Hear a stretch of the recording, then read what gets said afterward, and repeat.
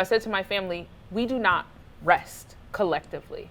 Like, we're go, go, go, go, go 7 days a week. And so my professor had me write a paper that said, what will Shabbat look like, or what will Sabbath look like in your home? And I was like, I know what I can do. So I go to my Jewish organization where I'm working. I say, y'all teach me about Shabbat, teach me what I'm supposed to be doing.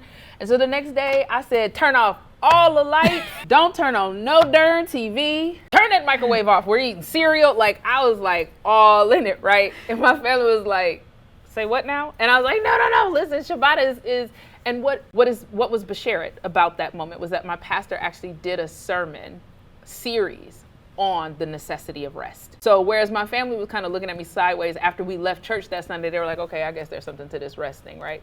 So I turn off all the lights, turn off all the TV.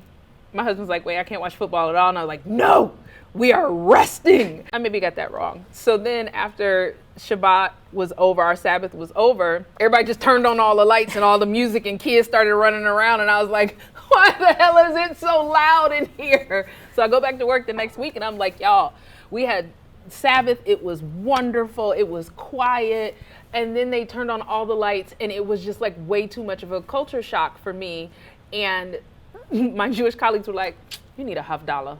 And I was like, oh, what's that? So then they taught me about it. And I think one of the beautiful elements of that moment was that they did it with no ego and with inclusiveness. They were like, this is why we have Havdalah, because you need to re-engage your senses. You have to come down from that spiritual moment of rest to reconnect. And it really got me thinking about how I don't prioritize transitioning out of rest.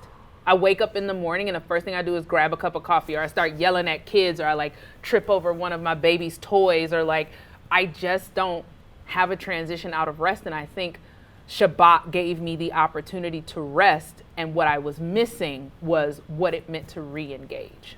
First of all, I want to say how much I appreciated that you took this Shabbat, which is such a meaningful part of my culture and my tradition, and saw value in that and looked to implement it in your life. You brought your whole family along for the ride. I sure did. And for what it's worth, we still don't spend money on Sundays. So just like in the Jewish tradition, we drive, but we don't spend money one day a week. And we have seen the difference in allowing our account to rest, right? And even the kids say now, like, oh, I know I can't ask for you to go to Walmart today because this is a no spend Sunday. So it's like, it's cool.